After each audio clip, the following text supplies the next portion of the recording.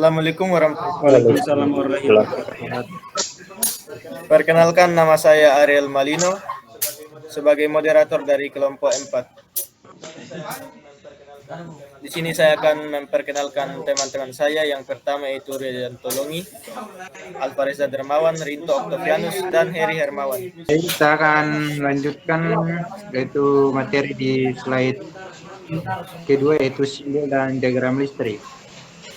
Simbol dan diagram listrik merupakan alat penting dalam perencanaan, instalasi, dan pemeliharaan sistem listrik. Memahami simbol dan diagram yang benar dapat membantu dalam memahami desain sistem, memecahkan masalah, dan memastikan keselamatan. Slide ketiga yaitu simbol listrik dasar. Kita dapat melihat simbolnya di nomor 1 yaitu simbol kabel menunjukkan jalur aliran arus listrik. Kemudian yang kedua, baterai sumber arus siara atau DC. Kemudian resistor atau hambatan yang dilambangkan dengan huruf R menahan aliran arus listrik. Kemudian ada kapasitor menyimpan energi listrik. Saya kembalikan kepada moderator. Baik, terima kasih. Selanjutnya saya persilakan Alvareza Dermawan. Simbol untuk komponen-komponen dalam single line diagram.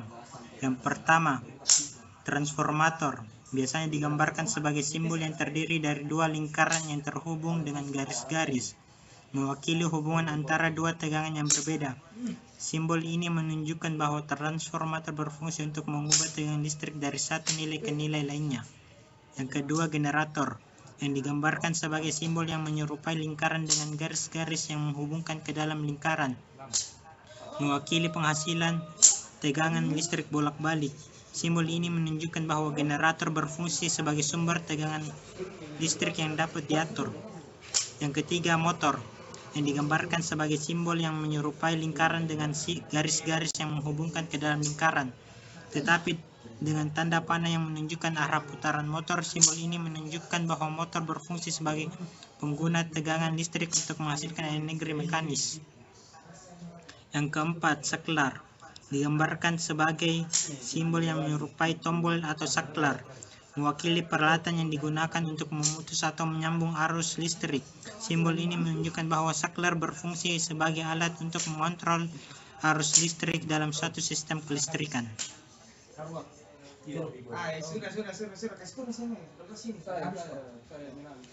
Simbol-simbol yang umum digunakan dalam wiring diagram.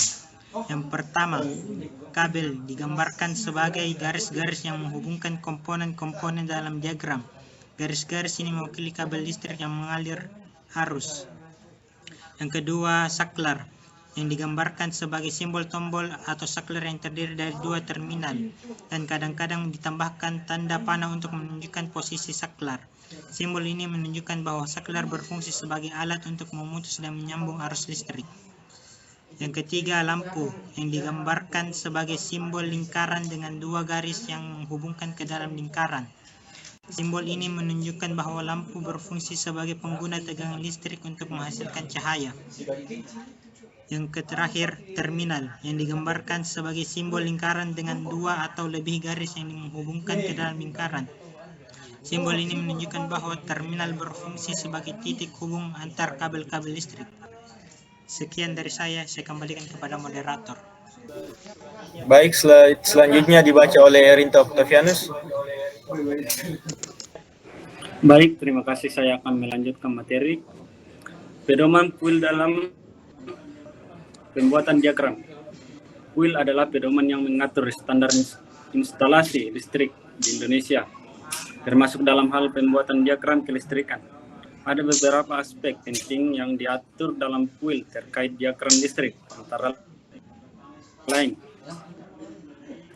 Yang pertama, standar. Kuil memberikan standar yang jelas dalam pembuatan diagram listrik agar konsisten dan sesuai dengan regulasi yang berlaku di Indonesia. Hal ini penting untuk memastikan keselamatan dan efisiensi dalam instalasi listrik. Kedua, simbol.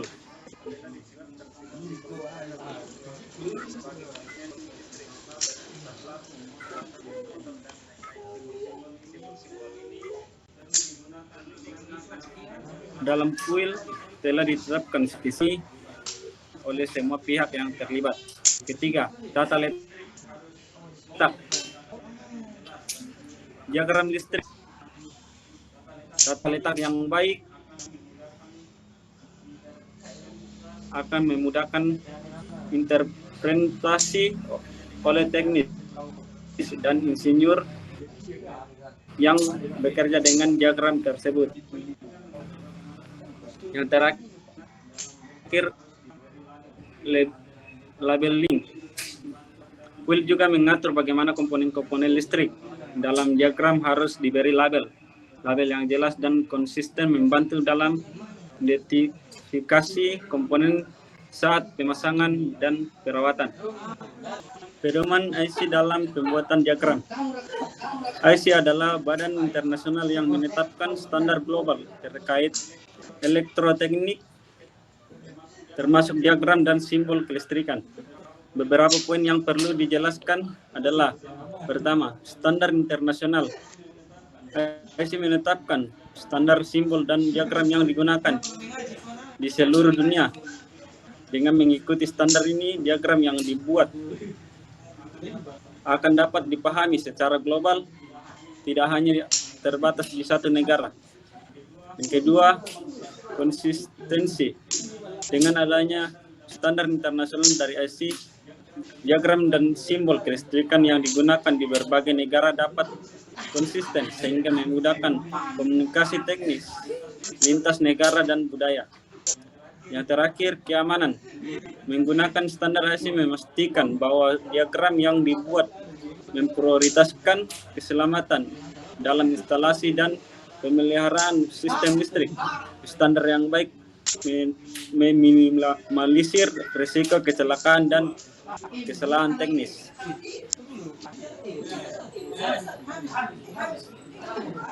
Penerapan simbol dan diagram pada proyek.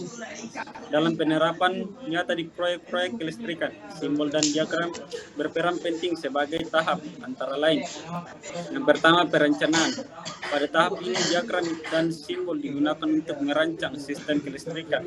Diagram akan menjadi acuan utama bagi para insinyur dalam memastikan bahwa setiap komponen terhubung dengan benar sesuai perencanaan. Yang kedua, instalasi. Saat memasang sistem kelistrikan, diagram menjadi panduan penting petunjuk instalasi yang didasarkan pada simbol dan diagram memastikan bahwa teknisi dapat memasang komponen dengan tepat dan efisien. Ketiga, pemeliharaan. Setelah sistem terpasang, diagram tetap dibutuhkan untuk memelihara. Diagram memudahkan teknisi untuk memahami sistem yang sudah ada dan melakukan perawatan berkala. Keempat, troubleshooting. Jika terjadi masalah atau gangguan pada sistem, simbol dan diagram menjadi alat bantu yang penting dalam proses ini. Dengan diagram, teknisi bisa dengan cepat melacak sumber masalah dan melakukan perbaikan. Sekian materi dari saya.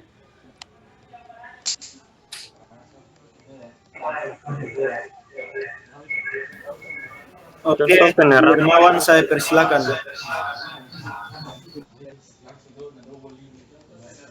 Contoh penerapan single line diagram.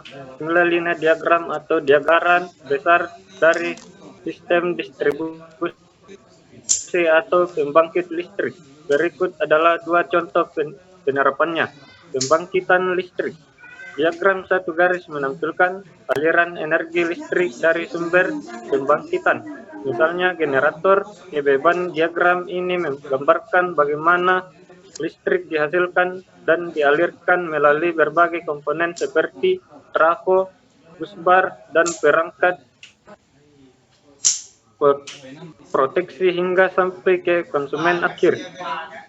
Distribusi listrik dalam jaringan. Distribusi single line diagram menunjukkan aliran energi listrik dari gardu induk hingga ke konsumen akhir.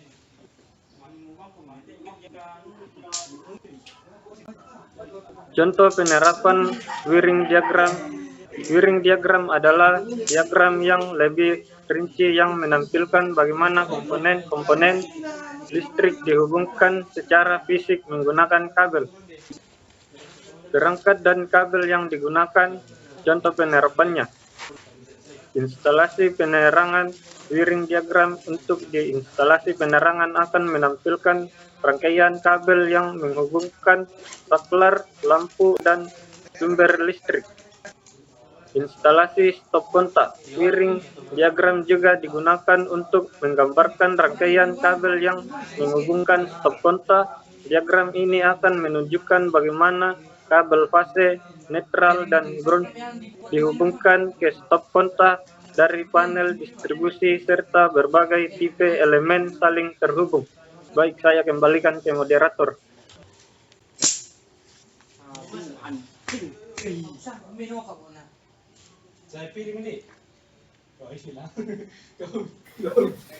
Baik, terima kasih. Untuk kesimpulan dan penutupnya, simbol dan diagram listrik penting dalam memahami, merancang, dan memelihara sistem listrik. Pemahaman standar PUIL dan IC memastikan kesesuaian dan keselamatan dalam penerapannya.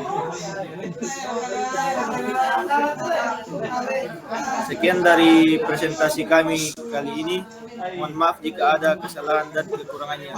Wassalamualaikum warahmatullahi wabarakatuh.